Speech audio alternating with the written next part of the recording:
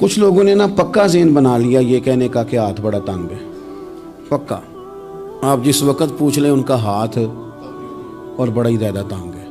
آپ یقین کریں بہن کا جو خامند ہے وہ کہہ رہا ہے جا حصہ لے کے آ، تیرے بھائیوں کی کمائی تو نہیں تیرے ابا کی ہے، لے کے آ۔ وہ بیچاری اس کی منتیں کر رہی ہے، کہتی ہے اگر جاؤں گی نا تو وہ کہیں گے حصہ لے جا، آج کے بعد ہمارے گھر نہ آنا، میرا دروازہ نہ بند کرو، مہربانی کرو۔ اور بھائی سے بات کرتی ہے تو کہتا ہے ہاتھ ہی بڑا تنگ ہے، جب ٹھیک ہوگا تو دے دوں گا۔ نہ کریں یہ ظلم۔ ہمارے اپنے تڑپتے رہتے ہیں اور ہماری دولتیں اندر پڑی رہتی ہیں، ہمارے اپنے چھوٹی چھوٹی ضروریات کے لیے پریشان ہوتے ہیں، لیکن ہم بڑے بڑے بہانے ہیں ہمارے پاس، کہتے ہیں یہ نکما ہے، یہ نکھٹو ہے، یہ کام نہیں کرتا، اس میں فلانا ہے، بے فلانا ہے، بلے میں نے نہیں ساتھ چلنا۔ اظہار جب آپ کے اندر پیدا ہوتا ہے نا، اظہار جب کسی کے لیے آپ حساس ہوتے ہیں تو آپ کو بھی سرور حاصل ہوتا ہے۔ نہ کریں یہ کام کہ آپ کو اللہ نے وسعت دی اور ہر وقت آپ ہاتھ تانگ ہونے کا رونا رو رہے ہیں، ہر وقت آپ یہ کہہ رہے ہیں میں بڑی آزمائش میں ہوں، جب خدا نے آپ پہ نہیں ڈالی تو اتنے جھوٹ بولنا صرف اس لیے کہ میرے پیسے بچ جائیں، صرف اس لیے کہانی سنانا کہ حالات میرے بڑے خراب ہیں کہ کوئی بندہ میرے سے کوئی تھوڑا بہت قرض نہ مانگ لے۔ سنو، نبی پاک صلی اللہ علیہ وسلم کے پاس مہمان آ گیا، بخاری مسلم ہے، حضور نے ازواج مطہرات کے گھروں میں پیغام بھیجا کچھ چیز ہے ضیافت کے لیے، یا رسول اللہ کچھ بھی نہیں، یہ دو جہاں کے شاہ ہیں اور پاس کچھ رکھتے نہیں، دو جہاں کی نعمتیں ہیں ان کے خالی ہاتھ میں، یا رسول اللہ کوئی چیز بھی نہیں۔ حضور نے صحابہ کے مجمع پہ نظر ڈالی، یا رسول اللہ صلی اللہ علیہ وسلم حکم ہو، تو حضور فرمانے لگے تم میں سے کوئی بندہ ہے جو اسے گھر لے جائے روٹی کھلائے۔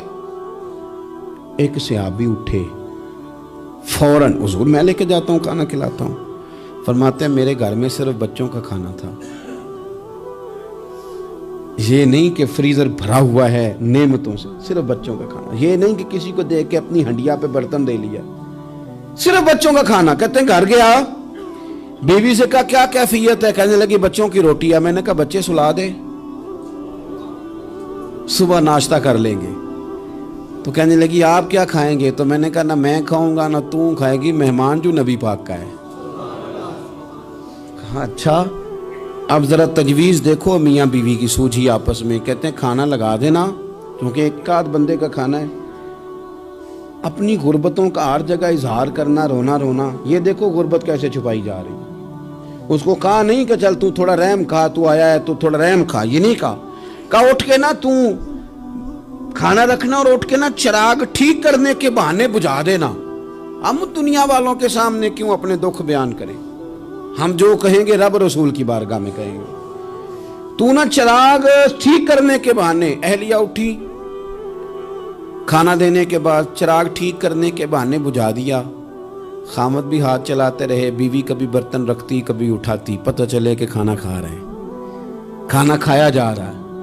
کہتے ہیں مہمان پیٹ بھر کے کھانا کھا گیا۔ یہ کام ہوا رات کے اندھیرے میں، اس وقت ہوا جب چراغ بھی بند تھا، اس وقت ہوا جب کوئی دیکھنے والا نہیں تھا، کسی پڑوسی کو بھی خبر نہیں تھی۔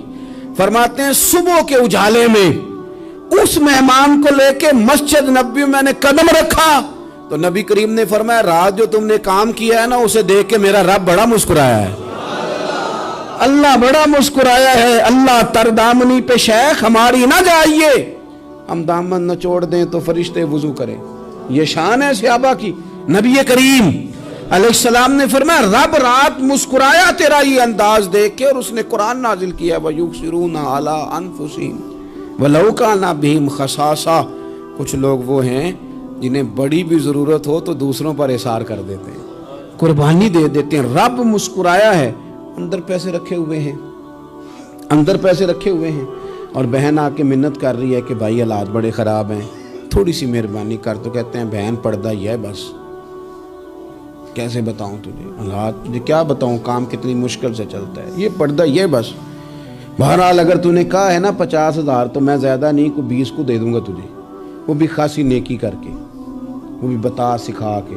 رات اماں پہ علیحدہ سے احسان چڑھاؤں گا، ابا پہ علیحدہ سے چڑھاؤں گا کہ تمہاری بیٹی کے ساتھ تعاون کرنا، سارے علاقے کو ویسے ہی بتاؤں گا۔ اور وہ غریبنی بیچاری 20,000 لے کے گھر گئی ہے، پھر سفارشیں کر رہی ہے کہ مہربانی کرو۔ میں نے ایسے بھی دیکھے ہیں جو پہلے بیوی کو پکڑاتے ہیں، تو دے